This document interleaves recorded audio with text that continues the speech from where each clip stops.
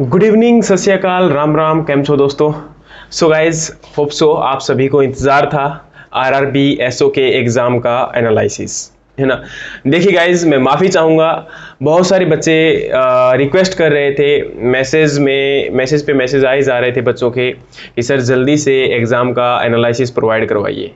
देखिए guys, exam का analysis कोई प्रॉब्लम नहीं है। जैसे ही एग्जाम आता है within half an hour, within 1 hour, within 2 hour, है ना, मैं आपको वीडियो प्रोवाइड करवा सकता हूं, उसमें कोई इशू नहीं है। लेकिन उसमें क्या होगा, उसमें केवल और केवल आपका क्वेश्चन और आंसर, उसके साथ कुछ भी नहीं दिया जा सकता।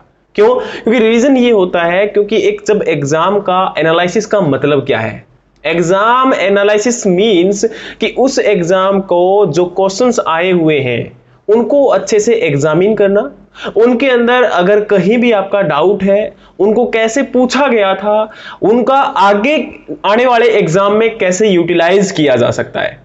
क्योंकि देखो, क्वेश्चन और आंसर तो अगर आप देखोगे तो क्वेश्चन हर एक बच्चे के पास था, और अगर आप उसको सर्च करते तो गूगल पे आंसर उसका साथ मतलब पड़ा हुआ था। एक या दो क्वेश्चन को छोड़ के बाकी सभी का जो है उसके अंदर प्रेजेंट था। आप गूगल में सर्च करते और आपको आंसर एग्जैक्ट मिल सकता था। लेकिन दूसरी बात अगर बात करूं तो अब एग्जाम के अंदर की आया कहां से था एग्जाम। देखिए गाइस, पूरा का पूरा बेसिक एग्जाम था, कहीं से भी कुछ ये नहीं था कि बहुत ऊटपटांग चीजें पूछी गई है, नहीं। एग्जाम केवल और केवल कॉन्सेप्ट बेस्ड था, बहुत इजी, और आपका मॉडरेट एग्जाम था। कुछ क्वेश्चंस मॉडरेट थे, बाकी सारा का सारा एग्जाम इजी था। अब देखिए, इसके अंदर प्रॉब्लम कहां है। प्रॉब्लम यह है कि लोग, अगर मैं बोल दूं आपको कि अगर हमारे नोट्स में से ही सारा क्वेश्चन था, तो देखो ऐसा है कि जितने भी दुनिया के अंदर कोई कोचिंग इंस्टीट्यूट है जो सबसे घटिया भी है ना, उनके भी नोट्स में से ये सारे के सारे क्वेश्चन आए हुए थे। इसका रीजन क्या है? इसका रीजन यह है कि क्वेश्चन बहुत इजी थे, कोई डिफिकल्ट क्वेश्चंस नहीं थे, है ना, और सारा का सारा बेसिक उठाया गया था, है ना। अब दूसरी बात क्या है? दूसरी बात यह है कि इसके अंदर एग्जाम को आपको समझना है, इनके क्वेश्चंस को अंडरस्टैंड करना है कि क्वेश्चन कैसे पूछे गए थे, आपके आंसर कैसे आपको करना है। क्योंकि डिफिकल्ट ये नहीं होता कि आपका एग्जाम जो हो रहा है, एग्जाम के अंदर कैसे हमने बैठ के उसके अंदर उसके जो ऑप्शंस हैं उनको कैसे नेग्लेक्ट करना है। उन क्वेश्चंस की जब बात की जाती है तो उनके जो ऑप्शंस होते हैं उनको एलिमिनेट करना बहुत जरूरी होता है। क्योंकि एग्जाम के अंदर जो आपका ये 2 दिन पहले एग्जाम हुआ था आरआरबी एसओ का, उसमें सारे के सारे ऑप्शन ऐसे लग रहे थे जैसे उसका आंसर हो, तो उसको कैसे एलिमिनेट करेंगे। तो देखिए गाइस, पिछले जितने भी एग्जाम हुए हैं आपके 2 साल से 3 साल से एग्जाम जो हो रहे हैं, उनके अंदर हर बार आपका पैटर्न चेंज हुआ जा रहा है। आईसीआर की बात करता हूं, आईसीआर जेआरएफ या फिर आईसीआर एसआरएफ, दोनों एग्जाम को मोस्टली बच्चे एनालाइज नहीं करते हैं। क्यों नहीं करते हैं? क्योंकि सोचते हैं यार आईसीआर जेआरएफ से हमारा आईबीपीएस एएफओ को क्या मतलब हुआ। देखिए गाइस, आप अगर आईबीपीएस एएफओ के लिए एलिजिबल हो तो आपके लिए डिग्री होती है बीएससी एग्रीकल्चर, और उसी प्रकार से जब आईसीआर के एग्जाम की बात करते हैं तो उसमें भी आपकी एलिजिबिलिटी है बीएससी एग्रीकल्चर। तो दोनों के अंदर ही आपका, चलो आईसीआर के अंदर सिलेबस रिकॉग्नाइज्ड है कि ये है, लेकिन आईबीपीएस एएफओ में तो सिलेबस रिकॉग्नाइज्ड ही नहीं है कि आपका क्या आएगा। इसका मतलब क्या है कि पूरा का पूरा बीएससी के अंदर जो क्वेश्चंस हैं वो सारे के सारे यहां पर पूछे जा सकते हैं। जो सिलेबस है उसमें से कोई भी क्वेश्चन पूछा जा सकता है। तो आईसीआर के कुछ questions as it is repeat होते हैं, आईसीआर के पैटर्न को फॉलो किया जा रहा है। इस बार आईसीआर जेआरएफ का एग्जाम देखना, उसके अंदर सारे के सारे ऑप्शन जो है वो आपस में एक दूसरे के साथ क्या हुए हैं, मिक्सअप हुए पड़े हैं। तो डिफिकल्ट ये है आने वाले एग्जाम के लिए, या आने वाले जितने भी आपके एग्जाम होने वाले हैं उनमें आपके लिए सबसे बड़ी प्रॉब्लम ये है कि जो आपके क्वेश्चंस आएंगे वो किस प्रकार से आपको एनालाइज करके उनको आंसर को, उनके ऑप्शंस को एलिमिनेट करना है और आंसर को जो है हमें टिक करना है।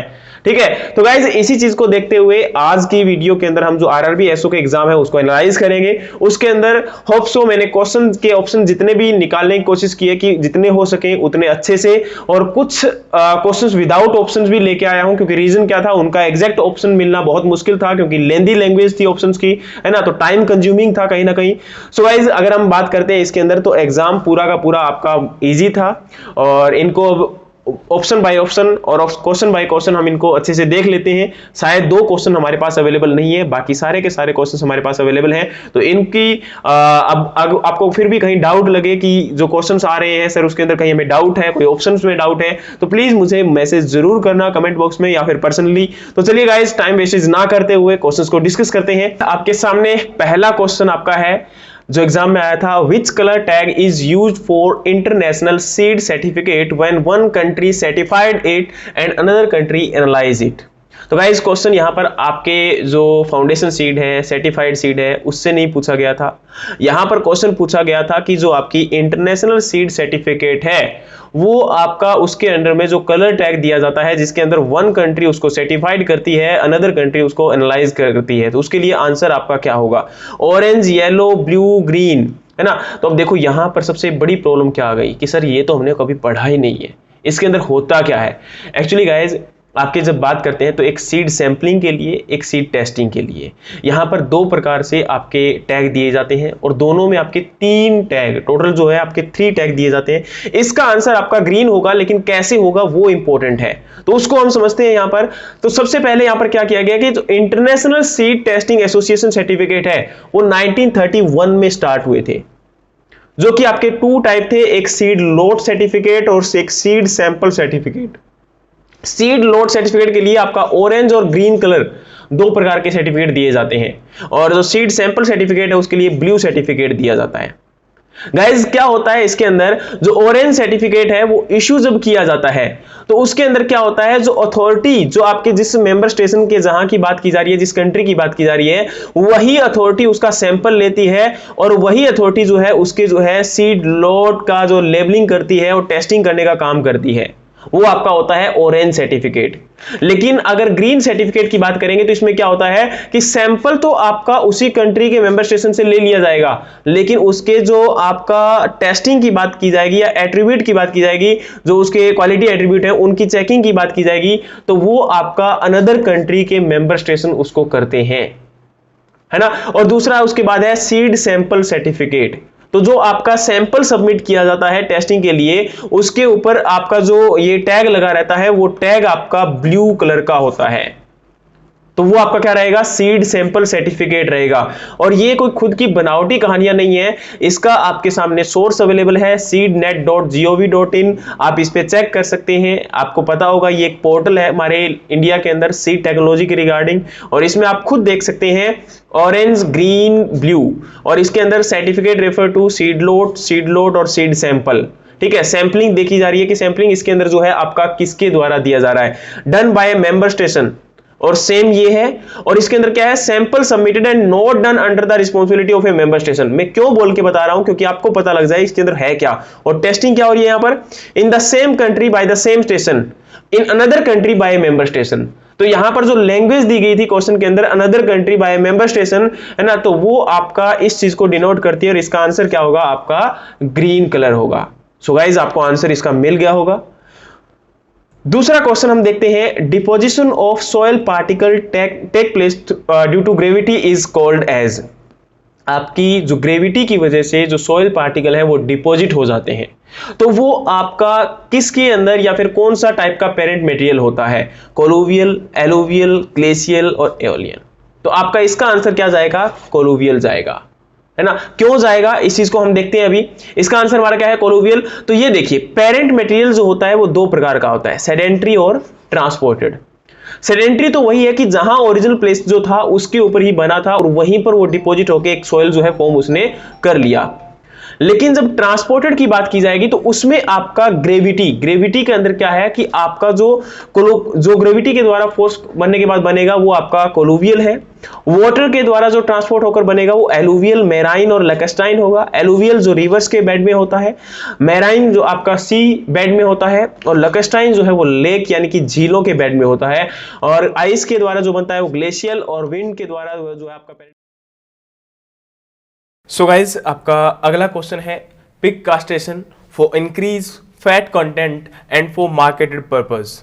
आपका जो पिग है उसका कास्ट्रेशन किया जाता है अर्ली स्टेज के अंदर, जिससे क्या होता है कि आपका जो मीट है या फिर जो उससे हमें मीट पर्पज जो आपका मीट मिलता है उसके अंदर जो फैट कंटेंट होता है कारकश के अंदर, उसको इंक्रीज करने के लिए ये कहीं ना कहीं बेनिफिशियल होता है, बहुत ज़्यादा इसका इफेक्ट पड़ता है।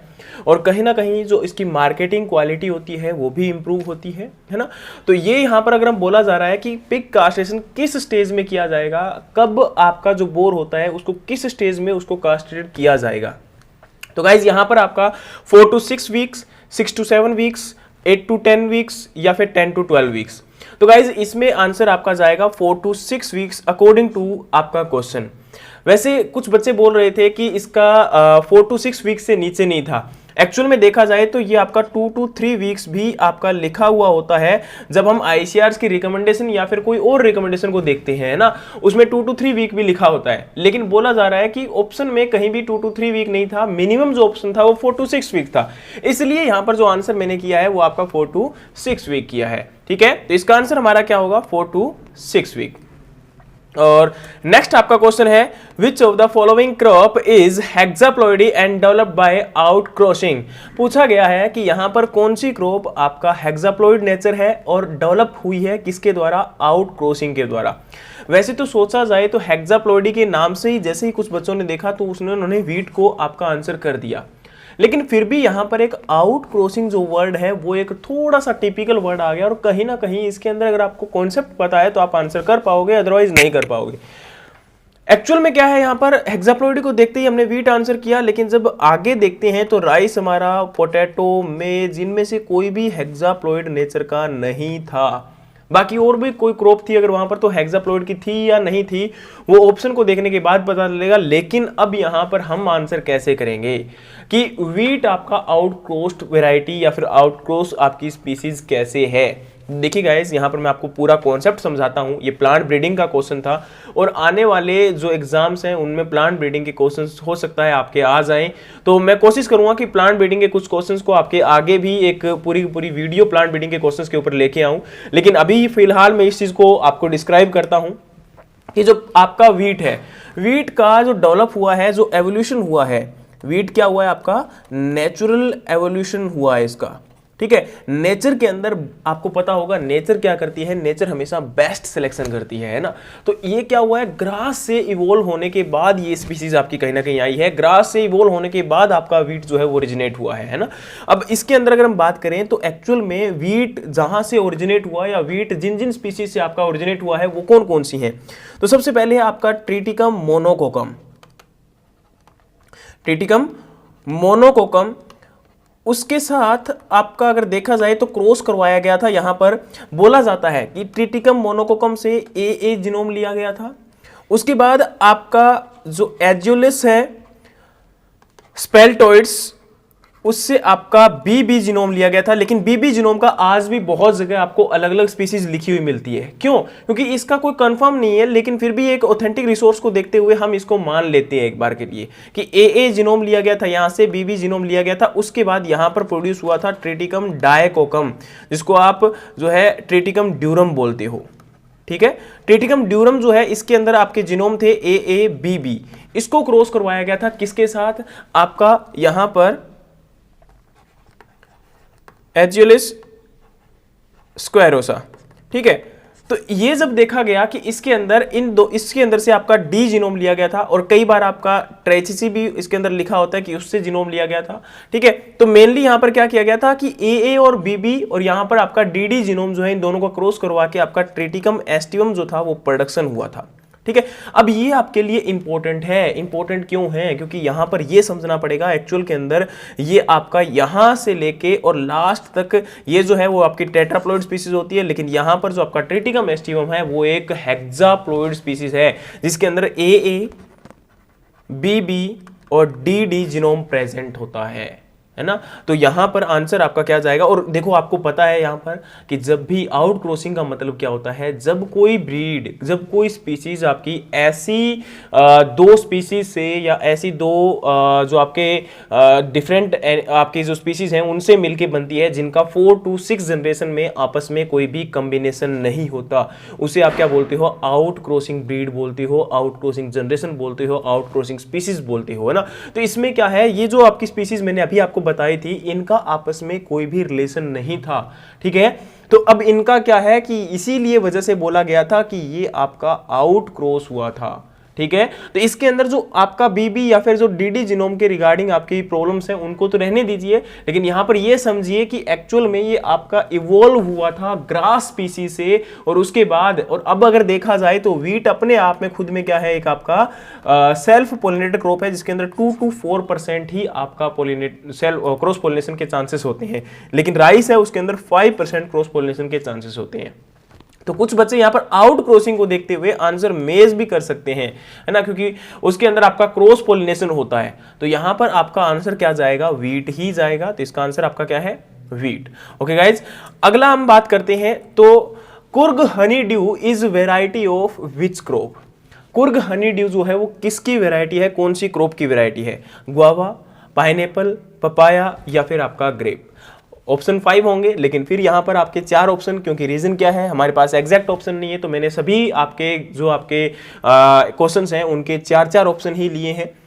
तो यहां पर आपका है गुआवा, पाइनएप्पल, आपका पपाया और उसके बाद ग्रेप्स। इनमें से कौन सा आपका राइट है जिसके अंदर कुर्ग हनी ड्यू वेराइटी होती है। पपाया की आपको पता है कुर्ग हनी ड्यू वेराइटी होती है।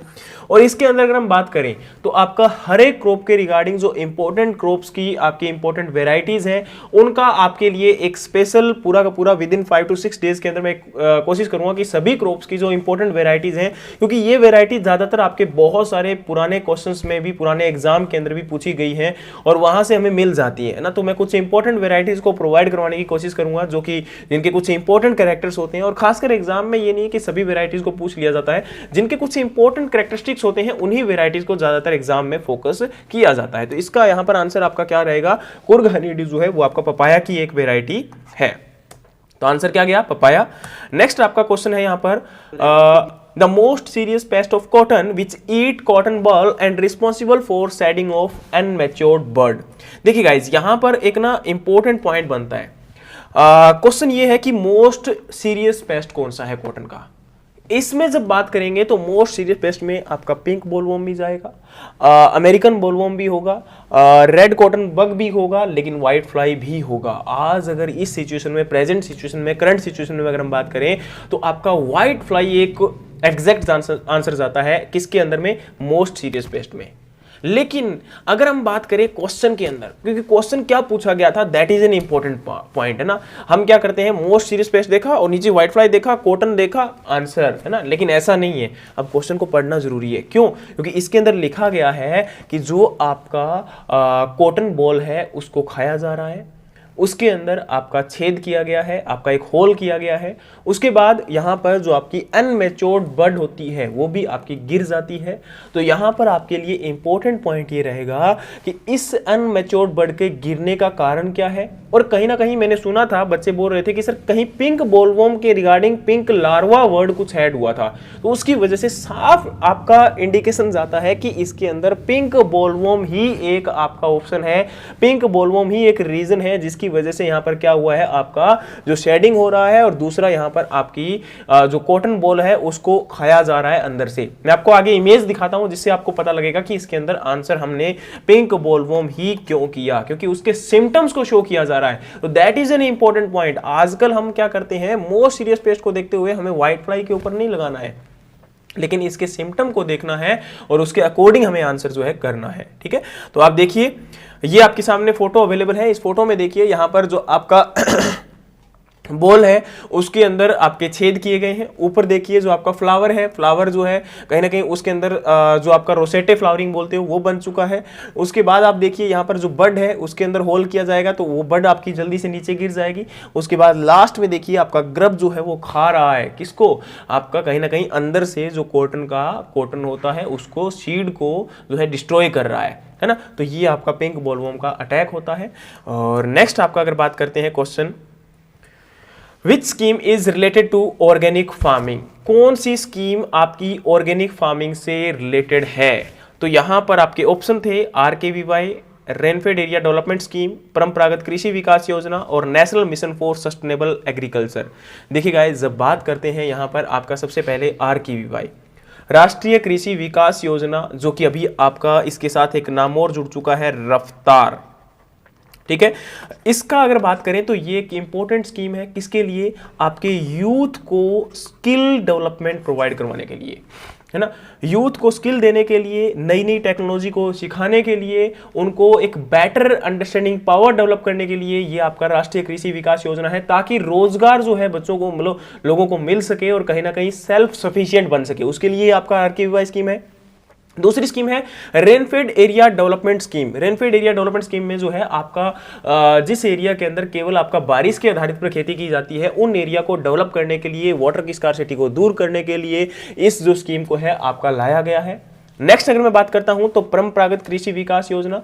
परंपरागत कृषि विकास योजना, परंपरा जो हमारी परंपरा चली आ रही थी 1966 के पहले की अगर बात करें, जहां पर ग्रीन रेवोल्यूशन था, तो ग्रीन रेवोल्यूशन से पहले जो हमारी देखा जाए तो आपका कहीं ना कहीं जो ऑर्गेनिक फर्टिलाइजर थे, जो ऑर्गेनिक फार्मिंग थी वो की जाती थी। उसके अंदर कोई भी आपका फर्टिलाइजर्स या फिर पेस्टिसाइड को यूज नहीं किया जाता था, कोई केमिकल को यूज नहीं किया जाता था। तो इसीलिए यहां पर आपका आंसर क्या जाएगा? परंपरागत कृषि विकास योजना जाएगा। लेकिन अब क्वेश्चन यहां पर भी बनता है कि sir national mission for sustainable agriculture, ये भी तो हो सकता है, ऑब्वियस बात हो सकता है। लेकिन यहां पर अगर देखा जाए तो national mission for sustainable agriculture का मतलब है कि आपका सस्टेनेबल डेवलपमेंट करना एग्रीकल्चर के अंदर।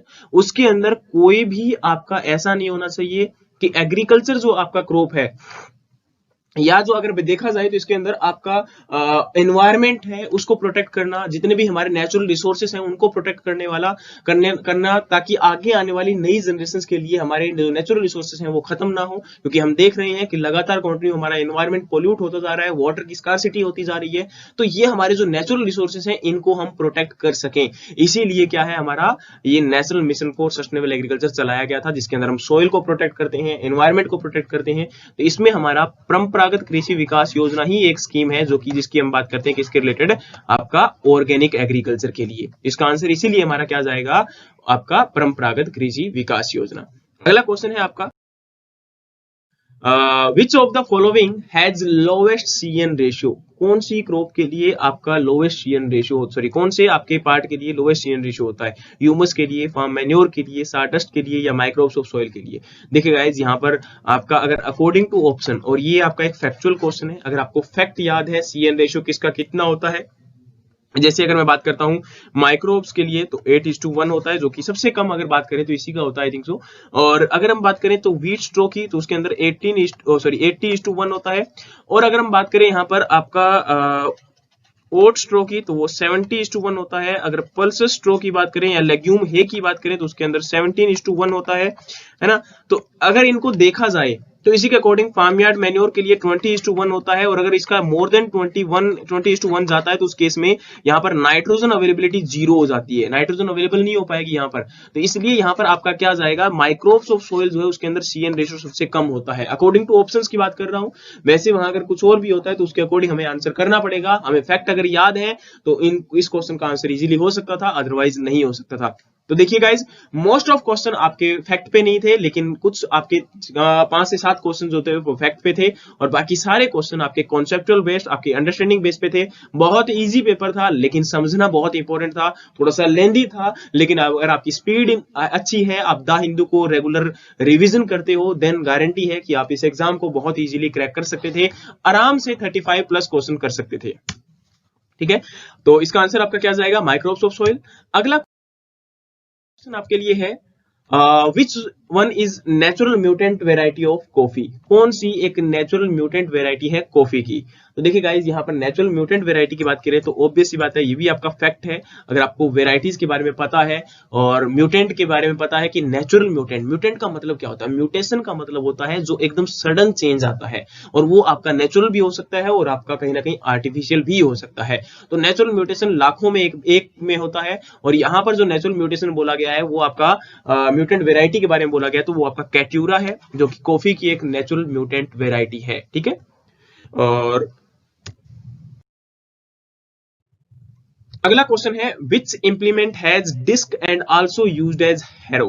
कौन सा इंप्लीमेंट जो है वो इसके अंदर डिस्क प्रेजेंट होती है और एज ए हैरो यूज किया जाता है? देखिए गाइज, इस क्वेश्चन को करना बहुत इजी भी था कहीं ना कहीं। देखो कहीं ना कहीं इसमें क्या बोला गया, इसमें ये नहीं कि आप रट्टा अगर आपको है तो रट्टे के द्वारा नहीं कर सकते। इसमें आपको पता है कि इंप्लीमेंट के अंदर कौन सा पार्ट क्या होता है तो उसके द्वारा, और दूसरा अगर हैरो के बारे में पता है कि हैरो किस लिए यूज किया जाता है तो उसके द्वारा हमारा क्वेश्चन इजिली हो सकता है। सबसे पहले मोल्ड बोर्ड प्लो और डिस्क प्लो। प्लो हमारे किसके लिए यूज होते हैं, प्राइमरी आपका जो टीलेज होता है उसके लिए यूज करते हैं, लेकिन हैरो जो होता है वो हमारा सेकेंडरी टीलेज के लिए होता है। तो ऑब्वियस ही बात है, ये दोनों इंप्लीमेंट जो पहले वाले हैं वो हमारे प्राइमरी टीलेज के लिए यूज होंगे, और हैरो तो इसमें पूछा गया है कि एज ए हैरो यूज होता है तो यानी कि सेकेंडरी टीलेज के लिए होगा। तो यहाँ पर थर्ड ऑप्शन जो था डिस्क हैरो, क्योंकि डिस्क हैरो में क्या होता है, डिस्क भी लगी होती है और वो एज ए हैरो भी यूज किया जाता है, एज ए सेकेंडरी जो आपका टीलेज इंप्लीमेंट है उसमें भी यूज किया जाता है। तो इसका आंसर हमारा क्या होगा, आपका डिस्क हैरो। होप सो ये क्वेश्चन आपको समझ में आया होगा। और अगला क्वेश्चन है यहाँ पर, find the correct match for hormone and their synthesis site. Synthesis site के लिए, और दूसरा यहाँ पर आपका हार्मोन जो है वो कहाँ बनता है उसके रिगार्डिंग यहाँ पर पूछा गया था। जिबरलिन रूट्स में, साइटोकाइनिन यंग फ्रूट्स में, एब्सिसिक एसिड ओल्ड लीफ में ना। अब देखिए यहाँ पर इनमें से कौन सा बिल्कुल एग्जैक्ट है ये पूछा जा रहा है यहाँ पर। तो देखिए गाइस, जब बात करते हैं जिबरलिन की, तो जिबरलिन आपको पता है जो इंटरनोडल रीजन होता है, जैसे दो नोड्स हैं, इन नोड्स के बीच का जो स्पेस है उसके वहां पर आपका जो है मोस्टली फॉर्म होता है, और उसी इंटरनोडल रीजन की ग्रोथ के लिए रिस्पॉन्सिबल होता है जिबरलिन। सेकंड आपका दिया गया था साइटोकाइनिन, और लेकिन यहाँ पर जिबरलिन के लिए बोला क्या गया है, रूट। तो जिबरलिन के लिए रूट, यानी कि ऑब्वियस ही बात है ये तो गलत है भाई। दूसरा क्वेश्चन पूछा गया आपका साइटोकाइनिन। साइटोकाइनिन जहां भी आपका कुछ नया फॉर्मेशन होता है, नई सेल बनती है, नया कुछ बनता है, वहां पर ये फॉर्म होता है।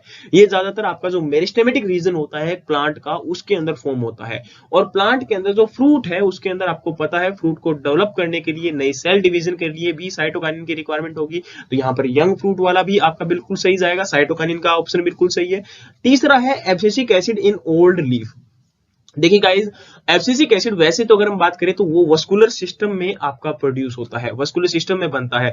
दूसरा, जहां भी एक आपका ओल्ड लीफ है तो उसको गिरने वाला होता है, उसके अंदर एब्सिशन होना होता है, तो वहां पर एब्सिशन के लिए आपका एब्सिसिक एसिड बनेगा तो एब्सिशन हो पाएगा, अदरवाइज एब्सिशन नहीं हो पाएगा, है ना। तो एब्सिशन के लिए यहाँ पर ओल्ड लीफ में ये फॉर्म होगा, तो इसलिए बिल्कुल सही ये भी है। तो पहला आपका गलत था और दोनों बी और सी बिल्कुल सही थे। तो अकॉर्डिंग टू ऑप्शन अगर देखा जाए तो बी और सी बिल्कुल सही है। तो सेकंड ऑप्शन हमारा क्या होगा, इसके अंदर आंसर होगा। तो होप सो ये आपको इजीली समझ में आ गया होगा। अगला क्वेश्चन हमारा है, in banana removal of pseudostem after harvesting of bunch filling. हम ये भी बोल सकते थे कि फ्रूट को, आपका बनाना की क्रॉप को अगर हार्वेस्ट कर लिया जाए तो हार्वेस्ट करने के बाद उसके स्यूडोस्टेम यानी कि ऊपर से स्टेम को काट दिया जाता है, और बाकी जो नीचे का रिमेनिंग स्टेम होता है वो ऐसे ही छोड़ दिया जाता है एज इट इज। उसके साथ में जो सकर्स होते हैं, जो हमारे सोड सकर होते हैं जिनसे एक नया प्लांट बनता है, वो हमारे जो है उस जो आपका रेस्ट ऑफ स्टेम बच जाता है उससे फूड लेते हैं, है ना। तो यहां पर आपके ऑप्शन देखिए, सबसे पहले रेटूनिंग है, लूपिंग है, उसके बाद मेटोकिंग है और आपका प्रोपिंग है।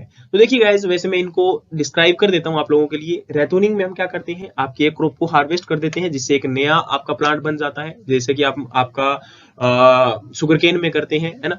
और दूसरा लूपिंग है, लूपिंग हम आपकी फोडर क्रॉप में करते हैं, एक बार काट दिया गया वापस से फोडर क्रॉप ग्रो हो जाती है। थर्ड आपका मेटोकिंग से पहले मैं प्रोपिंग की बात करता हूं। तो प्रोपिंग का मतलब होता है सपोर्ट प्रोवाइड करवाना, है ना। प्रोपिंग के अंदर क्या होता है, आपका सपोर्ट दी जाती है इस प्रकार से, है ना।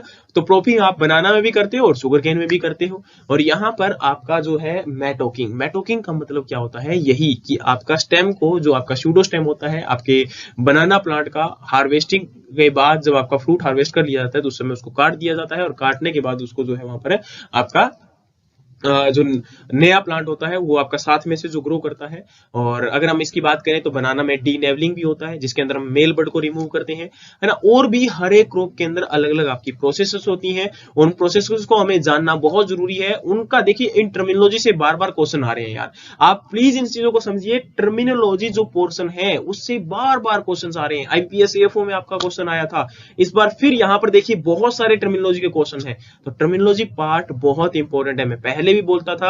और बेसिक अगर आपको क्लियर करना है तो उसमें टर्मिनोलॉजी पोर्शन को करना ही होगा, ठीक है गाइस। सो गाइस आपका अगला क्वेश्चन है, which of the following is correct symptom of goat mastitis. Goat के अंदर जो मास्टाइटिस है उसके अंदर उसके सिम्टम्स क्या होते हैं। देखो गाइज, गोट के अंदर या फिर कोई भी एनिमल है उसके अंदर जो मास्टाइटिस की कंडीशन होती है उसमें अडर में इन्फ्लेमेशन हो जाता है। अडर का इन्फ्लेमेशन का मतलब है कि उसके अंदर सूजन आ जाती है, अडर आपके हार्ड हो जाते हैं, मिल्क प्रोडक्शन जो है वो आपकी डिक्रीज हो जाता है। उसके साथ साथ अगर देखा जाए तो आपको पता होना चाहिए कि यहाँ पर जो आपकी मेमोरी ग्लैंड होती है उसमें इन्फ्लेमेशन होने के साथ साथ इन्फेक्शियस कंडीशंस हो सकती हैं और उसकी वजह से आपका जो ल्यूकोसाइट्स होते हैं वो भी इसमें फॉर्मेशन होना स्टार्ट हो जाते हैं। ठीक है, तो क्वेश्चन यहीं से था।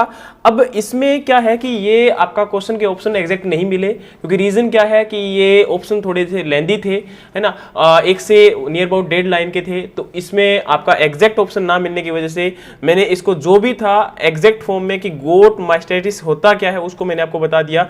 ठीक है, और दूसरा इसको बता रहा हूँ कि आपका ल्यूकोसाइट जो है वो फॉर्मेशन हो जाते हैं, और मेनली अगर पूछ लिया जाए कभी भी तो इसमें बैक्टीरिया भी रिस्पॉन्सिबल होते हैं। कौन कौन से बैक्टीरिया?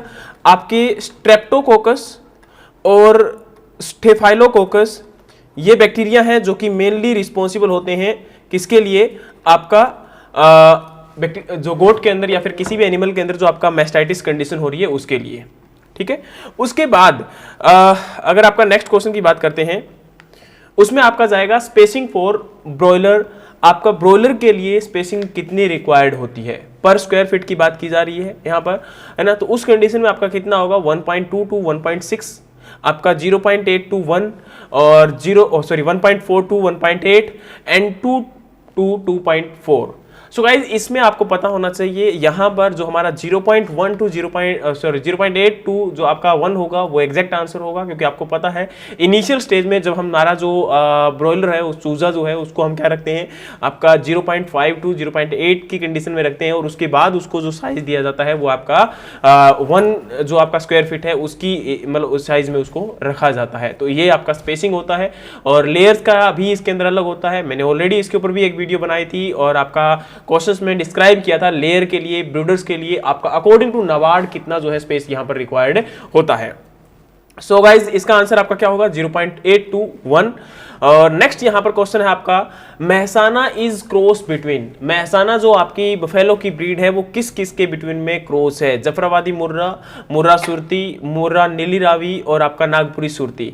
सो गाइज, आपका ये जो है वो मुर्रा और सुरती के बीच में क्रॉस है, तो इसमें आपका कोई भी ऑब्वियस सी बात है एक सोचने वाली मतलब ये कंडीशन नहीं है कि इसके अंदर क्वेश्चन में हमें सोचना पड़ेगा कुछ और। अगर आपको एग्जैक्ट याद है तो आप इसको आंसर को क्लिक कर सकते हो, अदरवाइज ये आंसर आप नहीं कर पाओगे, है ना। ये तो एग्जैक्ट अगर आंसर आपको आता है तो आंसर कर पाओगे, तुक्का लगाना थोड़ा सा डिफिकल्ट हो जाता है। ठीक है, और नेक्स्ट आपका क्वेश्चन यहां पर है सिल्क वॉर्म के रिगार्डिंग था कि सिल्क वॉर्म का आई थिंक सो कि मोर देन 3 ईयर या फिर ऐसा कुछ था इसके अंदर। आई डोंट नो कि इसके अंदर एग्जैक्ट लैंग्वेज क्या थी और एग्जैक्ट क्वेश्चन क्या था, तो इसीलिए मैंने सिल्क वॉर्म के अंदर जो अकॉर्डिंग टू आपकी एज है ना, जैसे यहां पर बोला गया है कि आपका यूनिवोल्टाइन सिल्क वॉर्म क्या होता है, बाईवोल्टाइन सिल्क वॉर्म क्या होता है और मल्टी वोल्टाइन सिल्क वॉर्म क्या होता है। यूनिवोल्टाइन सिल्क वॉर्म की बात करें तो वो आपका एक सिंगल ईयर के अंदर आपका 1 ब्रूड या फिर 1 जनरेशन ही प्रोड्यूस करेगा, और दूसरा अगर बायोवोल्टाइन की बात करते हैं तो ये एक ईयर के अंदर 2 ब्रूड या 2 जनरेशन जो है प्रोड्यूस करेगा, और आपका जो मल्टी वोल्टाइन होता है मोर देन 2 ब्रूड या मोर देन 2 जनरेशन जो है पर ईयर प्रोड्यूस करेगा, तो वो आपका क्या होगा? Multi voltine silk worm. तो इसके अकॉर्डिंग ही यहां से कुछ क्वेश्चन था, उसका एग्जैक्ट आंसर उसी के अकॉर्डिंग ही लगाया जाएगा कि इसका क्या पूछा गया था, क्या एग्जैक्ट लैंग्वेज थी, उसी के बिहाफ पर तो मैं आपको गलत इंफॉर्मेशन दे दूं, उससे अच्छा है कि आपको वो चीज एक्सप्लेन कर दी जो कि आपके exam point of view important है, जो कि आप समझ के उसको देख सकते हो कि उसके अंदर क्या आएगा, है ना। और नेक्स्ट आपका है rating practices followed in which of the following crop. जो रेटिंग प्रैक्टिसेस है वो कौन सी क्रॉप के अंदर फॉलो की जाती है? तो देखिए गाइज, यहाँ ना बहुत बार आपको कंफ्यूजन होती है, अगर रेटिंग की डेफिनेशन आ जाती है तो उससे भी आपका कोई कंफ्यूजन होता है। पिछली वीडियो जस्ट इससे काम करना, इससे पहले मैंने एक वीडियो अपलोड की थी, उस वीडियो के अंदर एग्जैक्टली मैंने रेटिंग और आपका जो जूट के अंदर स्ट्रैपिंग प्रोसेस होती है दोनों को मैंने अच्छे से डिफाइन किया था। रेटिंग और स्ट्रिपिंग में डिफरेंस क्या होता है? रेटिंग क्या होता है? उसके अंदर आप आपके फाइबर को लूज करने की कोशिश करते हो, आपका क्या करते हो, उसको डिप कर दिया जाता है किसके अंदर? वाटर के अंदर, और वाटर में में डिप करने से फाइबर आपका लूज हो जाता है और उसके बाद फाइबर को एक्सट्रैक्ट कर लिया जाता है। और फाइबर को एक्सट्रैक्ट जो किया जाता है वो आपका स्ट्रिपिंग प्रोसेस के द्वारा किया जाता है। और वैसे ही आपकी एक रिबनिंग प्रोसेस होती है, वो रिबनिंग प्रोसेस जो है वो आपका किस में जाता है, वो आपका ग्रीन जो आपका जूट होता है उसी में से फाइबर को एक्सट्रैक्ट करने की प्रोसेस को आप क्या बोलते हो, रिबनिंग प्रोसेस बोलते हो। ठीक है, तो ये आपका रेटिंग प्रोसेस किस में होने वाला है, जूट के अंदर होने वाला है। तो इसका आंसर तो सभी को पता है ना। और अलग अलग जो प्रोसेस है, जैसे जो आपका शुगर केन है तो शुगर केन के अंदर एरोइंग है, एरोइंग के अंदर क्या होता है, फ्लावरिंग होता है। शुगर केन के अंदर अगर बात करें तो अर्थिंग अप भी होता है। कॉटन के अंदर क्या होता है, कॉटन में आप निपिंग करते हो, है ना, सॉरी टोपिंग करते हो, निपिंग आप ग्राम में करते हो, है ना। जूट में क्या होता है, जूट में आपकी रेटिंग, स्ट्रिपिंग, है ना, रिबनिंग, ये प्रोसेस जो है कैरी ऑन की जाती है। सन ड्राइंग, है ना, तो ये आपकी क्या प्रोसेस है, जूट के अंदर फॉलो अप की जाती है। तो ये क्वेश्चन बहुत ही अच्छा क्वेश्चन था और ऐसे ही क्वेश्चंस आपके एग्जाम में आ जाते हैं। और नेक्स्ट आपका है यहाँ पर, विच of the following essential but micro nutrient, इनमें से कौन सा आपका एसेंशियल है बट माइक्रो न्यूट्रिएंट है। गाइज 5 ऑप्शन थे, है ना, लेकिन इसके अंदर अगर बात करें तो आपको ऑब्वियस सी बात है, एक पूरा का पूरा टेबुलर फॉर्म में मैंने आपको माइक्रो न्यूट्रिएंट और न्यूट्रिएंट पूरा का पूरा चैप्टर डिस्क्राइब किया हुआ है वीडियो के अंदर, जिसमें आपको मैंने बताया था कि आपके जितने भी प्राइमरी न्यूट्रिएंट है, सेकेंडरी न्यूट्रिएंट है, वो आपके क्या होते हैं, मैक्रो न्यूट्रिएंट होते हैं। और दूसरे बाकी जो बच जाते हैं वो आपके माइक्रो न्यूट्रिएंट होते हैं। मैक्रो न्यूट्रिएंट में क्या जाएगा, आपका नाइट्रोजन, फास्फोरस, पोटास चला जाएगा। और अगर बात करते हैं इसके अंदर उसके साथ साथ तो सेकेंडरी न्यूट्रिएंट भी आ जाएंगे, है ना। सेकेंडरी न्यूट्रिएंट में क्या आएगा, कैल्शियम आएगा, सल्फर आएगा और आपका मैग्नीशियम आएगा। तो इसके अंदर बाकी जो बच जाते हैं वो सारे के सारे क्या होते हैं, हमारे माइक्रो न्यूट्रिएंट होते हैं, जैसे कि आयरन है, जिंक है, ये सारे के सारे कैल्शियम, बोरॉन, है ना, मैग्नीज, मोलिब्डेनम, ये सारे के सारे हमारे क्या हैं, आपके सेकेंडरी न्यूट्रिएंट्स हैं, या सॉरी आपके माइक्रो न्यूट्रिएंट्स हैं। और इन माइक्रो न्यूट्रिएंट्स के अंदर आपका आयरन यहाँ पर एग्जांपल आंसर दिया गया है, तो आयरन यहाँ पर क्या होगा, आपका एग्जैक्ट आंसर होगा, क्योंकि कैल्शियम भी एक क्या है, मैक्रो न्यूट्रिएंट है, पोटास भी क्या है, मैक्रो न्यूट्रिएंट है, नाइट्रोजन भी क्या है, आपका मैक्रो न्यूट्रिएंट है। लेकिन यहाँ पर आपका जो आयरन है वो क्या है, एक आपका माइक्रो न्यूट्रिएंट है और उसके साथ साथ एसेंशियल भी है, क्योंकि टोटल आपके एसेंशियल न्यूट्रिएंट कितने हैं, 17 है ना। तो इसका आंसर आपका क्या होगा, आयरन। नेक्स्ट है guys, yellowing of young leaves is occur due to, yellowing जो होता है वो आपका यंग लीफ में किसकी वजह से होता है। तो ये आपका आयरन की डेफिशिएंसी से क्वेश्चन पूछा गया था, आईबीपीएस एफओ में भी ऐसा क्वेश्चन आया था और उसके बाद भी 2-3 एग्जाम हो चुके हैं, तो उनमें भी यही सेम क्वेश्चन आपका आयरन से आ चुका है ना। तो गाइस इसको बहुत अच्छे से देखना पड़ेगा, क्योंकि आयरन बार बार आपका एग्जाम में आ रहा है। तो हो सकता है इस बार आईपीएस एफओ में आयरन ना पूछा जाए, लेकिन आयरन से ही सिमिलर आपका सल्फर जो आपकी डेफिशिएंसी होती है उससे क्वेश्चन पूछा जा सकता है, या फिर आपका उसके रिलेटेड ही कुछ और डेफिशिएंसी जो सिम्टम होते हैं इसमें क्वेश्चन पूछा जा सकता है। तो मैंने आपको ऑब्वियस सी बात है, जैसे मैंने पहले बोला कि माइक्रो न्यूट्रिएंट और मैक्रो न्यूट्रिएंट की डेफिशिएंसीज को मैंने अच्छे से आपको इलेबरेट किया गया है, तो वहां से आप चेक कीजिए उसको। और उसमें आपको बताया गया था कि मैक्रो और माइक्रो कैसे फंक्शन करते हैं, उनके क्या डेफिशिएंसी सिम्टम्स होते हैं जिससे हम इजीली रिकॉग्नाइज कर सकते हैं इनको, ठीक है। तो उसी प्रकार से हमारा क्या होगा, आयरन जो है वो आयरन एक ऐसा आपका माइक्रो न्यूट्रिएंट है जिसकी जो डेफिशिएंसी होने के बाद आपके जो यंग लीफ होते हैं उनके अंदर इंटरवेनल आपका क्लोरोसिस जो होता है वो देखने को मिलता है। इसमें जो बैकग्राउंड होता है पूरा का पूरा येलो हो जाता है, लेकिन आपकी वेन्स जो होती हैं वो ग्रीन रहती हैं, है ना। तो ये आपका क्या होगा, इसका आंसर आपका आयरन। क्योंकि यहाँ पर नाइट्रोजन लगा सकते थे कुछ बच्चे, लेकिन नाइट्रोजन का मतलब क्या होता है, वो ओल्ड लीफ में पहले करता है ना, तो ओल्ड लीफ में इसका आंसर जाएगा। लेकिन नेक्स्ट है आपका क्वेश्चन, एसएनएफ ऑफ रिकंबाइंड मिल्क, जो आपका रिकंबाइंड मिल्क होता है उसका एसएनएफ क्या होगा, 8.5, 9 या फिर आपका 7 या फिर आपका यहाँ पर 8। तो ऑब्वियसली गाइस है, अगर बात करें यहाँ पर एसएनएफ की रिगार्डिंग, तो एसएनएफ आपका जो रिकंबाइंड मिल्क का होता है वो 8.5 होता है। इसके अंदर फैट कंटेंट की बात करें तो वो आपका 3% होगा रिकंबाइंड मिल्क का। और उसी प्रकार से अगर आपका डबल टोन्ड मिल्क की बात करें तो डबल टोन्ड मिल्क में आपका फैट कंटेंट जाएगा 1.5% और जो एसएनएफ जाएगा वो आपका कितना जाएगा, सॉरी 9%। और अगर बात करते हैं यहाँ पर स्टैंडर्डाइज मिल्क की, तो स्टैंडर्डाइज मिल्क में 4.5% फैट होता है और इसके अंदर आपका जो एसएनएफ है वो आपका यहाँ पर 8.5% होता है। तो देखिए गाइज, ये भी आपके लिए इंपॉर्टेंट है कि इन क्वेश्चंस को समझना, यहाँ पर याद ये करना पड़ेगा और एग्जैक्ट वैल्यू अगर आपको याद है तो इसका आंसर सही होगा, अदरवाइज ये कॉन्सेप्चुअल क्वेश्चन नहीं जाएगा आपका, ये कैसे जाएगा, जो फैक्चुअल क्वेश्चन होता है, ठीक है। ये फैक्ट बेस है और फैक्ट अगर आपको याद है तो आप आंसर कर पाओगे, अदरवाइज नहीं कर पाओगे। तो अच्छा क्वेश्चन था। और नेक्स्ट अगर मैं बात करता हूँ, सॉरी इसका आंसर आपका क्या होगा, 8.5। और नेक्स्ट अगर मैं बात करता हूँ तो lowest isolation distance for which crop. अब आपका आइसोलेशन डिस्टेंस की रिगार्डिंग बात की गई थी। तो देखिए गाइस, आइसोलेशन डिस्टेंस में मैंने पूरा का पूरा आपको टेबल एक प्रोवाइड करवा दिया है। उस टेबल के अंदर आपके लिए अवेलेबल है कि इस टेबल में क्या हो सकता है, कैसे यहां से क्वेश्चंस आएंगे, है ना। तो वो आप इस चीज को अंडरस्टैंड कर सकते हैं, क्योंकि रीजन क्या है, अब मैं ये बोलूं कि अब यहां पर क्वेश्चन क्या था, तो वहां पे एग्जैक्ट मेरे को क्वेश्चन तो पता नहीं है कि रेडिस, कॉलीफ्लावर, कॉटन, और उनके साथ दो दो ऑप्शन में थे, जैसे राइस, व्हीट है, आपका रेडिस, कॉलीफ्लावर है, कॉटन के साथ भी कुछ और था। ऐसे ही आपका क्या है कि हर जगह पे यहाँ पे अलग अलग आपका जो है ऑप्शन दिए गए थे।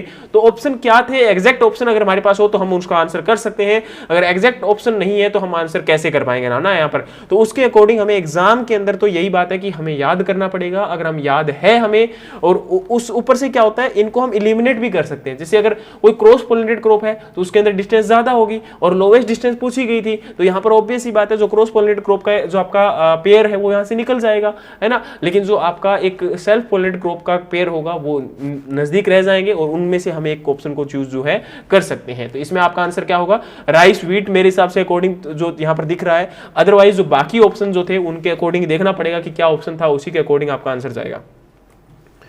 नेक्स्ट है, when agriculture crop, trees and fruit are grown together in field is known as. अगर आपकी एग्रीकल्चर क्रॉप के साथ साथ ट्रीज, फ्रूट्स, इन सभी को ग्रो करवाया जाता है तो आपका क्या होता है, agri silvi horticulture, agri silvi culture, agro forestry या फिर सिल्वी कल्चर। सिल्वी कल्चर का मतलब होता है आप फॉरेस्ट ट्रीज को जो ग्रो करवाते हो। नेक्स्ट है आपका एग्री सिल्वी कल्चर में क्या होता है, एग्रीकल्चर क्रॉप के साथ साथ फॉरेस्ट ट्रीज को, एग्रो फॉरेस्ट्री में भी पूरा का पूरा फॉरेस्ट ट्रीज को ग्रो करवाया जाता है। और नेक्स्ट है एग्री सिल्वी हॉर्टिकल्चर, तो इसमें आपकी फील्ड क्रॉप, सिल्वी का मतलब फॉरेस्ट क्रॉप यानी कि ट्री क्रॉप, और आपका हॉर्टिकल्चर मतलब फ्रूट क्रॉप, यानी कि यहां पर आपका आंसर क्या रहेगा, एग्री सिल्वी हॉर्टिकल्चर। तो इसका आंसर बहुत इजी था, तो एग्री सिल्वी हॉर्टिकल्चर। नेक्स्ट है आपका fish contributed highest cash and marketed. अब ऐसी कौन सी फिश है जो आपका हाईएस्ट कैश और मार्केटेड के अंदर आपका जो है अलाउ करती है, या फिर सबसे ज्यादा कैश आपको प्रोडक्शन करके कैश देती है, या फिर सबसे ज्यादा मार्केटिंग की जाती है, वो कौन सी आपकी फिश है।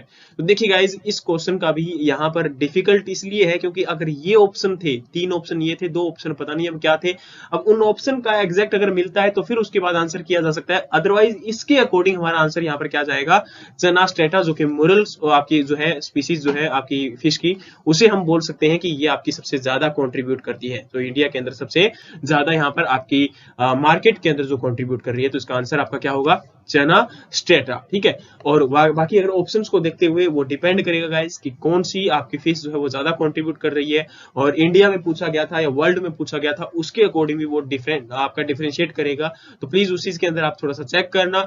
जिन भी बच्चों का एग्जाम था वो एक बार उस चीज को देख लेना। जो भी बच्चे आंसर यहाँ पर देखना चाहते हैं तो उनके लिए ये इंपॉर्टेंट रहेगा कि वो लोग जब अपने क्वेश्चन को देखेंगे और उनका आंसर करेंगे तो उसके अकॉर्डिंग आपको करना पड़ेगा। ठीक है, और रही बात जो बच्चे आगे आने वाले एग्जाम की प्रिपरेशन कर रहे हैं तो उनके लिए तो एनालिसिस है, तो एनालिसिस के अकॉर्डिंग हमें क्या करना पड़ेगा, इसको अच्छे से आप याद कर सकते हो, और बाकी और भी स्पीसीज हैं तो उनको देख सकते हो कि उनका क्या कॉन्ट्रीब्यूशन है, और उसके अकॉर्डिंग हमारा आंसर जो है यहाँ पर हम चूज कर सकते हैं। नेक्स्ट क्वेश्चन है, in which system of farming water collected in flow and reutilize. कौन सा फार्मिंग सिस्टम है जिसके अंदर हमारा जिसके अंदर आपके फरो के अंदर वाटर कलेक्ट किया जाता है और उसको रीयूटिलाइज किया जाता है। तो गाइस यहाँ पर चार ऑप्शन थे, मेनली आपके जो पांचों ऑप्शन पता नहीं क्या था, contour farming, relay farming, mixed farming और रन ऑफ फार्मिंग। देखिए गाइस, इसके अंदर कॉन्टूर फार्मिंग में क्या होता है, रिले में क्या होता है, मिक्स में क्या होता है, रन ऑफ में क्या होता है। आपका जब कॉन्टूर फार्मिंग की बात की जाएगी तो कॉन्टूर फार्मिंग का मतलब होता है जहां भी 2% से स्लोप ज्यादा है उस एरिया में जब फार्मिंग की जाती है तो वो हमारा कॉन्टूर फार्मिंग होता है ना। जिस भी एरिया में आपका मोर देन 2% स्लोप है उस एरिया में जब फार्मिंग की जाएगी तो उसे आप क्या बोलते हो, कॉन्टूर फार्मिंग बोलते हो। और यहां जब बात करते हैं रिले फार्मिंग के अंदर, तो रिले फार्मिंग का मतलब क्या होता है, जब आपका एक फार्मिंग मतलब एक क्रॉप को ग्रो करवाया गया है और उसी के साथ दूसरी क्रॉप को बाद में जब उसको हार्वेस्ट करने से पहले दूसरी क्रॉप को इनिशिएट कर दिया जाए तो वो आपका यहाँ पर क्या जाएगा, रिले क्रॉपिंग जाएगा। मिक्स में क्या जाएगा, मिक्स की अगर बात करें तो उसमें आप एक क्रॉप के साथ इंटरक्रॉपिंग या फिर बाकी और भी जो ऑपरेशन आप करते हो, जिसे आप पॉलीकल्चर करते हो, है ना, वो चीजें सारी की सारी यहाँ पर चली जाएंगी। लेकिन लास्ट है आपका run of farming. Run of farming में क्या होता है कि आपका जो वाटर एक्सेस वाटर है वो आपका बह जाता है ना। तो उस एरिया के अंदर जहां पर ज्यादा एक्सेस के अंदर वाटर है, लेकिन यहाँ पर पूछा गया था वाटर को कंजर्व किया जाता है फरो के अंदर और उसके बाद उसको रीयूटिलाइज किया जाता है। तो थोड़ा सा एक कहीं ना कहीं जब इस वर्ड को देखा जाएगा तो वो आपका क्या होता है, आप कॉन्टूर फार्मिंग कहीं भी कर सकते हो, किसी भी एरिया में किया जा सकता है जहां पर स्लोप ज्यादा है। तो ऑब्वियस सी बात है, स्लोप ज्यादा है इसका मतलब ये नहीं है कि वहां पर वाटर अवेलेबिलिटी ज्यादा है। तो जिस एरिया में वाटर अवेलेबिलिटी कम होती है, आपका जहां भी फरो बना दी जाएंगी उसके अंदर कॉन्टूर के अंदर क्या होता है, जो आपका स्लोप ज्यादा होता है तो वहां पर फरो बना ली जाती है और फरो के अंदर वाटर कलेक्ट किया जाता है और उसको रीयूटिलाइज कर लिया जाता है अगेन जब आपका इसकी रिक्वायरमेंट होती है। जो आपका ऊपर से वाटर आएगा वो फरो के अंदर कलेक्ट करके आपका एक टैंक के अंदर कलेक्ट कर लिया जाएगा और उसको वापस से भी आपका रीयूटिलाइज किया जा सकता है। तो इसका आंसर हमारा क्या होगा, कॉन्टूर फार्मिंग जाएगा, है ना। Next, guys, in this is the practice of breeding of unrelated animal and which have no common ancestor within 4 to 6 generation. आपका कौन सी इसके अंदर अगर देखा जाए तो यहाँ पर इसके अंदर 4 to 6 जनरेशन के अंदर यहाँ पर क्वेश्चन की लैंग्वेज जो थी वो इसी प्रकार से थी कुछ कि आपका जो अनरिलेटेड एनिमल के बीच में ब्रीडिंग करवाई जाए और जिनका 4 to 6 जनरेशन के बीच में आपस में कोई भी कॉमन एंसेस्टर नहीं होता। तो आउट क्रॉसिंग, बैक क्रॉसिंग, इन ब्रीडिंग, ट्रिपल क्रॉसिंग। देखिए गाइस, ट्रिपल क्रॉसिंग में आपके 3 एनिमल्स जो स्पीसीज है वो इंक्लूड होनी चाहिए, 3 एनिमल आपके जो ब्रीडिंग के लिए इंक्लूड होने चाहिए। इन ब्रीडिंग में क्या जाएगा, आपका जो इन ब्रीडिंग में क्या रहता है, आपकी सेम मतलब जो आपके जो क्या कहते हैं जो आपके पेरेंट या फिर उसके अंदर जो आपके फैमिली मेंबर है उनके बीच में जो ब्रीडिंग होता है तो उसे आप इन ब्रीडिंग बोलते हो। उसके बाद आपका बैक क्रॉसिंग जाएगा, तो बैक क्रॉसिंग हम मेनली जो डिजीज कैरेक्टर होते हैं उनको आपका कहीं ना कहीं अगर डिजीज कैरेक्टर की बात करें तो क्या होता है कि जैसे डिजीज रेजिस्टेंस क्रिएट करना है या फिर कोई स्पेशल कैरेक्टर को एम्फेसाइज करके उसके अंदर डालना है तो उस समय हम बैक क्रॉसिंग को यूज करते हैं। और आउट क्रॉसिंग क्या होता है, जब दो एनिमल जो कि उनके अंदर 4 to 6 जनरेशन में एनिमल में कहीं भी आपस में कोई कॉमन एंसेस्टर नहीं होता, उस समय जो ब्रीडिंग होता है उसे आप क्या बोलते हो, आउट क्रॉसिंग बोलते हो। तो इसका आंसर हमारा क्या जाएगा, आउट क्रॉसिंग जाएगा।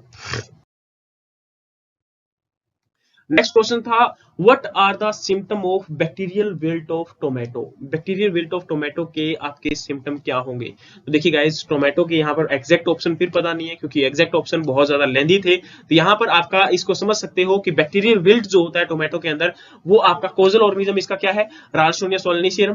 ठीक है, और इसको आप राल्सटोनिया सोलनेशियम को आप स्यूडोमोनास सोलनेशियम भी बोल सकते हो। दूसरा इसके अंदर जो है आपका रैपिड एंड कंप्लीट विल्टिंग जो आपका हो रहा है, यहाँ पर नॉर्मल प्लांट ग्रोथ जो होता है वो रुक जाता है और उसके साथ साथ आपका विल्टिंग स्टार्ट हो जाता है और नीचे के पत्ते जैसे कि आप देख पा रहे हैं यहाँ पर जो नीचे के लीफ होंगे वो आपके रिमूव होना स्टार्ट हो जाते हैं, वो नीचे गिरना स्टार्ट हो जाते हैं, ड्रॉप होना स्टार्ट हो जाते हैं। अगला उसके बाद अगर हम बात करें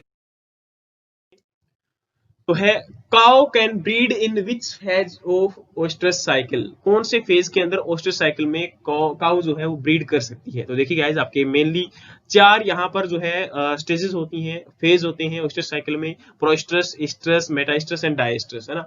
वैसे तो 5 ऑप्शन थे लेकिन यहाँ पर अगर हम बात करें तो यहाँ पर ये पूछा गया था कि कौन से फेज में आपका ओस्ट्रस साइकिल के अंदर अगर हम बात करें तो काउ जो है ब्रीड कर सकती है, यानी कि मैटिंग के लिए आपका प्रेफरेबल जो स्टेज पूछा गया था यहाँ पर। तो उसके अकॉर्डिंग आपका ईस्ट्रस साइकिल जो सेकंड है ये आपका एग्जैक्ट आंसर होगा कि इसके अंदर आपका जो है ईस्ट्रस साइकिल के अंदर आपका काउ जो है ब्रीड कर सकती है, आपके मेल एनिमल के साथ आपकी ब्रीडिंग कर सकती है, मैटिंग कर सकती है।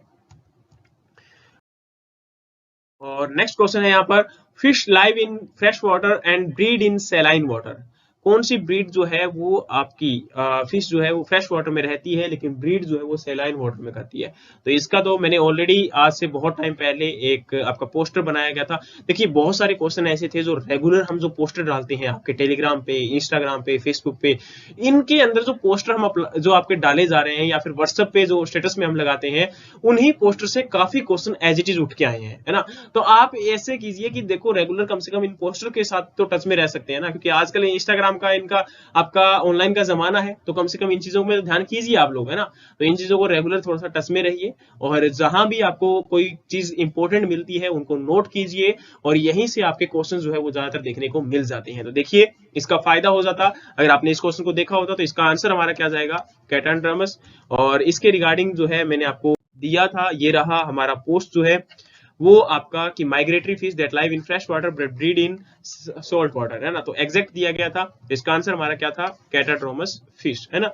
तो ये आपका यहां से आप एग्जैक्ट आंसर कर सकते थे अगर आपको पता था।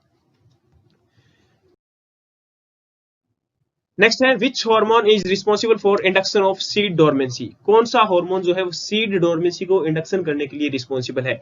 Gibberellin, cytokinin, auxin, abscisic acid या इथाइलिन? चौथा पांचवा ऑप्शन तो यही हो सकता था। तो यहाँ पर क्या है कि आपका जिबरलिन होगा, तो जिबरलिन आपको पता है जर्मिनेशन के लिए रिस्पॉन्सिबल होता है, ना कि सीड डोरमेंसी को क्रिएट करता है ना। तो ये आपका एक प्रकार से सीड डोरमेंसी को ब्रेक डाउन करने का काम करता है, कौन सा? जिबरलिन। तो ये आंसर नहीं होगा।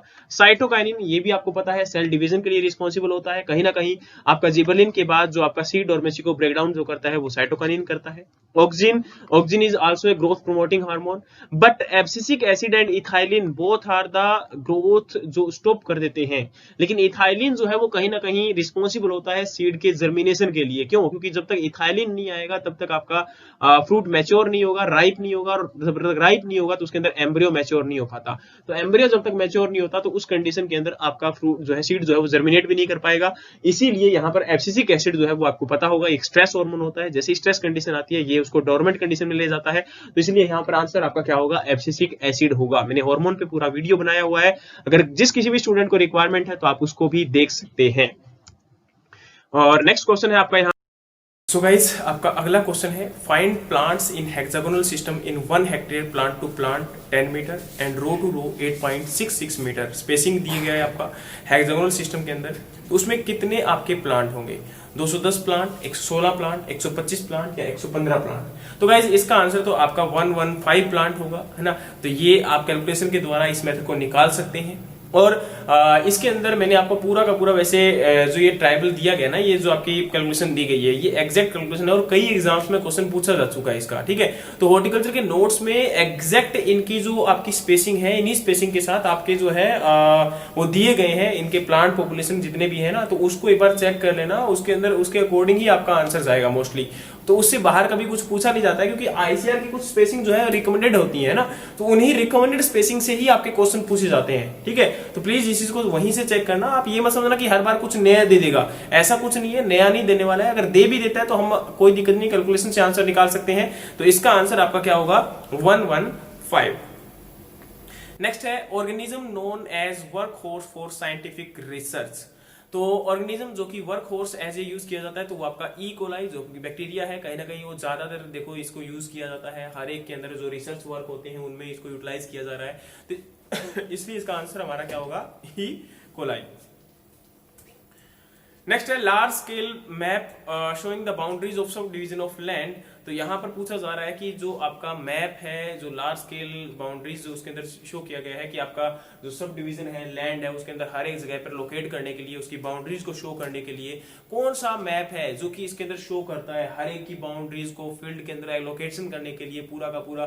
तो वो आपका कैडेस्ट्रल मैप होता है ना। तो कैडेस्ट्रल मैप के द्वारा हम क्या करते हैं, आपकी जो लैंड है उसकी बाउंड्रीज को डिनोट करते हैं यहाँ पर, और वही हमारा इसका आंसर क्या जाएगा? आपका कैडेस्ट्रल मैप। नेक्स्ट का सॉइल हेल्थ कार्ड से क्वेश्चन था। तो सॉइल हेल्थ कार्ड वाला क्वेश्चन जो है वो इंपॉर्टेंट था, क्योंकि देखिए यहाँ पर हर कोई बोल रहा है कि सर इसका आंसर ये होगा, इसका आंसर ये होगा, इसका आंसर ये होगा। तो देखिए इसमें प्लीज ऑप्शंस तो काफी लंबे थे, लेकिन फिर भी सॉइल हेल्थ कार्ड क्या है वो अंडरस्टैंड कीजिए। सोयल हेल्थ कार्ड की जब भी हम बात करते हैं तो सोयल हेल्थ कार्ड में हम बोलते हैं कि सर ये 2 साल में रिन्यू हो जाता है, 3 साल में रिन्यू हो जाता है। चलो वो तो गवर्नमेंट की खुद की गाइडलाइन में उनको कंफ्यूजन है कि 2 या 3 साल, लेकिन ऑप्शन में कहीं 5 साल भी दिया हुआ था। इसलिए आंसर जो था वो वही था कि जिसके अंदर 5 साल कुछ ऑप्शन में दिया गया था कि 5 ईयर जो है उसके अंदर आपका ये ले लेता है आपका सोयल हेल्थ कार्ड। लेकिन मैं बता दूं कि सोयल हेल्थ कार्ड के अंदर आपका वहां पर बहुत सारे बच्चों ने आंसर किया है फाइनेंशियल असिस्टेंट की रिगार्डिंग। एक काम करना, आप जो आपका डिपार्टमेंट ऑफ एग्रीकल्चर है उनकी वेबसाइट पे जाना, उनके अंदर सोयल हेल्थ कार्ड को सर्च करना, और सोयल हेल्थ कार्ड के अंदर एग्जैक्ट आपको स्कीम के कंपोनेंट्स में ये चीज लिखी जाती है कि issuance of soil health card, training of soil analysis and आपका financial assistant for package of nutrient recommendation. तो गाइस यहाँ पर जिस बच्चे ने न्यूट्रिएंट रिकमेंडेशन वाला आंसर किया था कि ये आपका रॉन्ग, इनकरेक्ट, आपका नोट करेक्ट इन्फॉर्मेशन बतानी थी, तो फाइनेंशियल असिस्टेंट वाला रॉन्ग नहीं था, फाइनेंशियल असिस्टेंट वाला सही था, ठीक है। तो मैंने क्लास में आप बच्चों को डिस्क्राइब ऑलरेडी किया हुआ है अच्छे से कि हमारा जो सोयल हेल्थ कार्ड होता है उसके अंदर फाइनेंशियल असिस्टेंट। और दूसरा तो आप खुद देख लीजिए भाई, सोयल टेस्टिंग लेबोरेटरी, वो भी कहीं ना कहीं आपका सोयल हेल्थ कार्ड के अंदर कंपोनेंट्स में ही आता है, उसके ऑब्जेक्टिव में आता है कि सोयल हेल्थ जो सोयल टेस्टिंग लेबोरेटरी है उनको इंक्रीज करवाना। और सोयल टेस्टिंग लेबोरेटरी के अंदर भी आपको जो है फाइनेंशियल असिस्टेंट दिया जाता है। चलो उसको अलग मान लेते हैं, वो हमारे अंडर नहीं आता है, कोई दिक्कत नहीं है, लेकिन कम से कम ये तो है ना हमारा एग्जैक्ट दिया गया है, आप उसको चेक कीजिए खुद। डिपार्टमेंट ऑफ एग्रीकल्चर की वेबसाइट है आपकी, है ना, उनके ऊपर जाइए और सोयल हेल्थ कार्ड में आपको मिल जाएगा कि आपका financial assistant for package of nutrient recommendation, और खासकर जो माइक्रो न्यूट्रिएंट होते हैं उनके लिए आपको अलग से असिस्टेंट प्रोवाइड करवाया जाता है। तो फाइनेंशियल असिस्टेंट आपका सोयल हेल्थ कार्ड में दिया जाता है। तो प्लीज एनालाइज कीजिए, ये होता है एनालिसिस। एनालिसिस में ये नहीं कि आप मतलब आंसर देखा भी हाँ ये होता है ऐसे हो गया, ऐसा कुछ नहीं है। इसलिए एनालिसिस में टाइम लगता है, दैट्स ए इंपॉर्टेंट पॉइंट। क्यों टाइम लग रहा है, क्या चीज है, क्यों पूछा गया था, क्या एग्जैक्ट ऑप्शन था, तो उसके अकॉर्डिंग हमारा आंसर जो जाएगा वो बिल्कुल सही था। ये आपका फाइनेंशियल असिस्टेंट वाला, लेकिन जो 5 ईयर के अंदर आपका जो रोटेशन हो रहा था उसके अंदर हमारा आंसर जाएगा कि 5 ईयर में नहीं होता है, वो आपका 2 ईयर में या फिर 3 ईयर में भी कहीं कहीं लिखा गया, लेकिन एग्जैक्ट आपका 2 ईयर ही आएगा कि 2 ईयर के बाद आपको इसको रिन्यू कर दिया जाता है, सोयल हेल्थ कार्ड अगेन से बना दिया जाता है। अगला आपका क्वेश्चन है सैलाइन सोइल से क्वेश्चन थे, 2 क्वेश्चन थे। पहला क्वेश्चन जो है इनके रिगार्डिंग जो भी था एग्जैक्ट आपके क्वेश्चन जो है जो भी थे उसको एक बार देख लेना, क्योंकि क्वेश्चंस के रिगार्डिंग उनकी लैंग्वेज थी कि इससे आपका क्या होगा और कौन सी एक इनकरेक्ट इन्फॉर्मेशन है। तो यहाँ पर आपका बोला गया है कि जो सोइलाइन सोइल है वो आपकी कैल्शियम और मैग्नीशियम सल्फेट उसमें प्रेजेंट होते हैं, ज्यादा अमाउंट आपकी कैल्शियम और मैग्नीशियम सल्फेट की होती है। उसके साथ पीएच जो होता है वो आपका 8.2 या फिर 8.5 से लेस होता है। आपका ईसी जो होती है वो मोर देन 4 होती है। ईएसपी जो है जो एक्सचेंजेबल सोडियम परसेंटेज है वो भी लेस देन 15 होता है। उसके साथ अगर बात करूं तो आपका सैलाइन सोइल जो है उसके अंदर आपकी प्लांट ग्रोथ की अगर बात करें तो वो रुक जाती है, क्योंकि वो जब रूट के अंदर अक्यूमुलेट हो जाएगा, क्या आपका रूट जोन में अगर आपका सोल्ट अक्यूमुलेट हो जाता है तो वो आपका वाटर की अवेलेबिलिटी को डिक्रीज कर देता है प्लांट के लिए, तो जिससे क्या हो जाएगा प्लांट की ग्रोथ रुक जाएगी। और उसी के साथ साथ लीचिंग और ड्रेनेज के द्वारा हम उसको एक्सेस साल्ट को निकाल सकते हैं। और आपका नेक्स्ट है कि सैलाइन सोइल जो होती है वो एरिड या सेमी एरिड रीजन में ज्यादा पाई जाती है। और एक्सेसिव अगर केमिकल फर्टिलाइजर्स को आप यूज करते हो तो सैलाइन सोइल फॉर्मेशन के लिए रिस्पॉन्सिबल हो रहा है वो आपका काम, ठीक है। तो सैलाइन के रिगार्डिंग जो भी आपके इन्फॉर्मेशन थे, अगला क्वेश्चन भी ऐसा ही कुछ था कि सैलाइन सोइल के रिगार्डिंग इनकरेक्ट इन्फॉर्मेशन क्या थी, तो मैंने आपको करेक्ट इन्फॉर्मेशन दे दी है। उसके बेसिस पे आपका इनकरेक्ट इन्फॉर्मेशन जो भी था, मुझे एग्जैक्ट ऑप्शन नहीं पता तो इसमें मैंने आपको नहीं डिस्क्राइब किया है, केवल इतना ही बताया कि जो पिछली बार जो आपने पिछला क्वेश्चन किया है सैलाइन सोइल वाला, उसी के अकॉर्डिंग हम जो इसको आंसर आपका कर सकते हैं। अगला क्वेश्चन था The index used to determine the effect on intercropping on suppression of weed in compared to sole crop stand। पूछा गया था कि अगर इंटरक्रॉपिंग करते हैं तो इंटरक्रॉपिंग की वजह से जो वीड का इन्फेस्टेशन कम हो जाता है, वीड का जो आपका क्या कहते हैं वीड का अटैक कम हो जाता है, तो जिसकी वजह से यील्ड आपकी इंक्रीज होती है।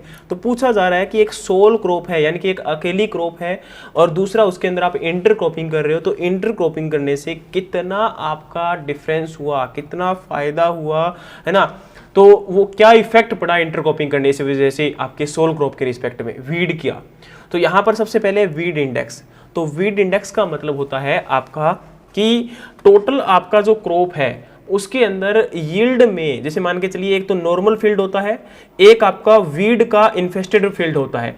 तो आपके नॉर्मल फील्ड के अंदर और आपका जो वीड का इन्फेस्टेड फील्ड है उन दोनों में यील्ड में कितना रिडक्शन आ रहा है। जैसे नॉर्मल फील्ड में अगर 100 क्विंटल प्रोड्यूस हो रहा था तो वीड इन्फेस्टेड फील्ड में 80 क्विंटल प्रोड्यूस हो रहा है, तो 20 क्विंटल का यहाँ पर डिफरेंस आ गया, तो वो आपका होता है weed index.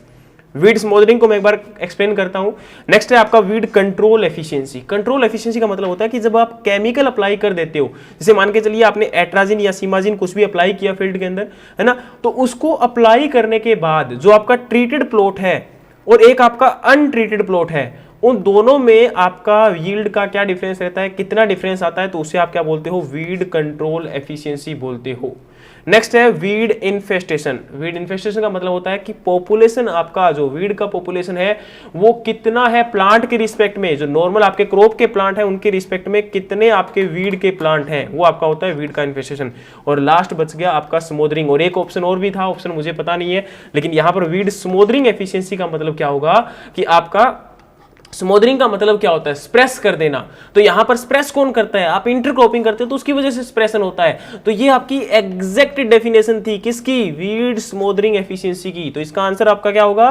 Weed smothering efficiency. इसके साथ ही मैं आपको एक वीड का पूरा वीडियो प्रोवाइड करूंगा और वीड की वीडियो में आप देखोगे उसके अंदर बाकी और भी चीजें हैं बहुत सारी, इसके न्यूमेरिकल होते हैं, उनसे मैं आपको क्वेश्चंस करवा दूंगा जिससे आपको पता लग जाएगा कि आने वाले एग्जाम में क्या क्या क्वेश्चंस आ सकते हैं। तो वीड का आपको जो है प्रोवाइड करवा दिया जाएगा, उस वीडियो को देख लेना जिससे आपके वीड के अगर कोई भी क्वेश्चन आते हैं तो वहां से आपका इजीली जो है इस चीज को हम ग्रैब कर सकते हैं। नेक्स्ट क्वेश्चन था विच of the following is not correct match for colour tag. Colour tag के रिगार्डिंग कौन सा इनमें से मैच नहीं करता है? सर्टिफाइड जो आपका azure blue, foundation white, breeder brown. तो ये पूछा गया था, करेक्टली मैच पूछा गया था या फिर आपका नॉट करेक्टली पूछा गया था। तो मैंने नॉट करेक्टली के अकॉर्डिंग इसको क्वेश्चन को बना दिया है। इसमें आपका है सर्टिफाइड अजार ब्लू होता है, आपको पता है, कलर टैग आपको दिया जाता है। फाउंडेशन सीड के लिए व्हाइट कलर होता है, बिल्कुल सही है। और ब्रीडर सीड के लिए आपका कौन सा होता है? तो ब्रीडर सीड के लिए यहां पर आपका ग्रीन दिया गया है। तो देखो ब्रीडर सीड के लिए कभी भी ग्रीन नहीं होता, तो ये हमारा क्या होगा? नॉट करेक्ट होगा। तो ओनली सी यहां पर नॉट करेक्ट होगा, बाकी ए भी करेक्ट है, बी और इसमें फिर बी और सी में तो बी करेक्ट है, तो इसलिए सी यहां पर वो नहीं इंक्लूड किया जाएगा। ए और बी जो है आपका दोनों सही है, तो इसलिए आंसर ये भी नहीं होगा। तो यहां पर नॉट करेक्टली की जब बात आएगी तो ओनली सी आएगा, क्योंकि ब्रीडर सीड का आपका कलर टैग जो होता है वो गोल्डन येलो होता है ना। तो ये आपका आंसर यहां पर क्या रहेगा? सी, ओनली सी। नेक्स्ट क्वेश्चन था व्हेन टू हार्वेस्ट जर्बरा फ्लावर। देखिए गाइस, जर्बरा फ्लावर की अगर बात करें तो फ्लोरिकल्चर से क्वेश्चन आया था।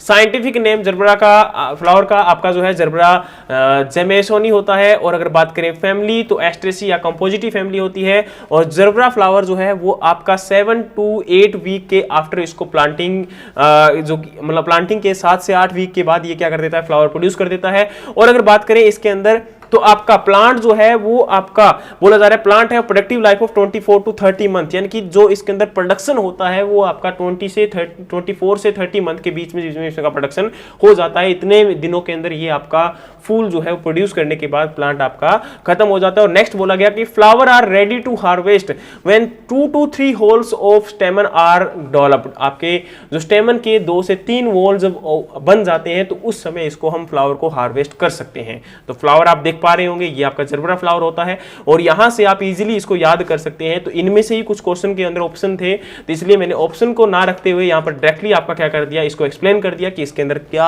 हो सकता है। जो आपकी मेजर पॉसिबिलिटीज हैं उनको डिस्क्राइब कर दिया। और फ्लावर के लिए फिर आपका जो इंपॉर्टेंट पॉइंट है उनको मैं डिस्कस कर दूंगा। एक वीडियोज ऑलरेडी मैंने डीडीएसओ के लिए वीडियोज बनाई थी और आने वाले 2 या 3 दिन में हम वापस से डीडीएसओ के लिए कुछ वीडियोज लेके आने वाले हैं, तो जो कि वो आपके लिए इंपॉर्टेंट रहेंगे। और कहीं ना कहीं फ्लावर के क्वेश्चन अगर आते हैं तो उस समय आपका आंसर जो है एग्जैक्ट जाएगा। नेक्स्ट क्वेश्चन था आपका स्टोन ग्राफ्टिंग।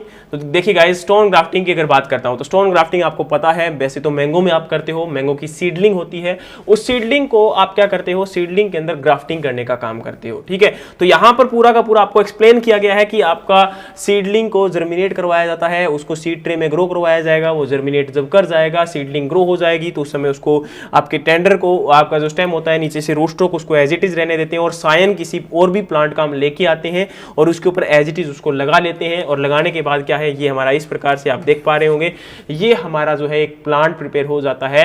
और ये हमारा क्या होता है, स्टोन ग्राफ्टिंग, क्योंकि इसमें जो रूट स्टॉक होता है वो सीडलिंग वाला होता है, वो आपका जर्मिनेशन अभी किया है जो सीडलिंग है वही है आपका।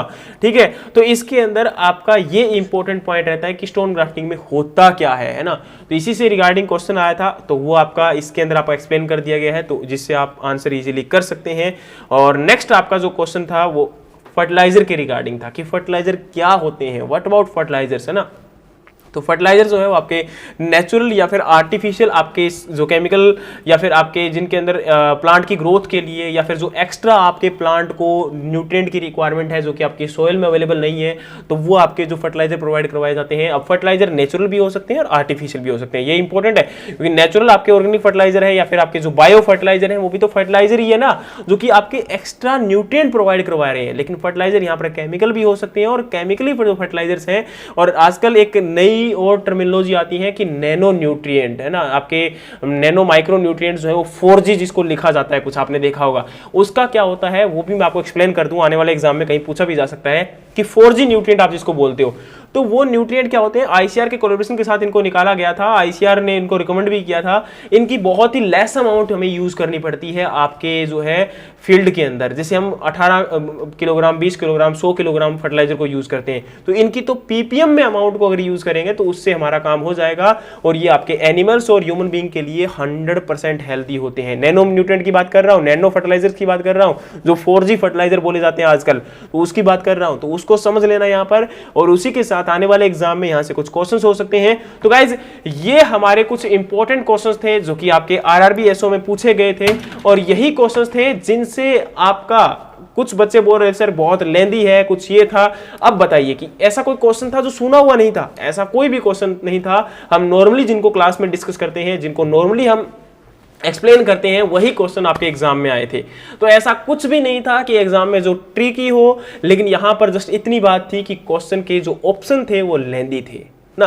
ट्रिकी भी नहीं बोला जा सकता, क्योंकि ट्रिकी वाली कोई कहानी नहीं है। अगर आपको आंसर आ रहा है तो आप आंसर कर सकते हो, लेकिन लेंदी जरूर था, उसको पढ़ना थोड़ा सा, यानी कि आपकी जो रीडिंग स्पीड है उसको इंक्रीज कीजिए।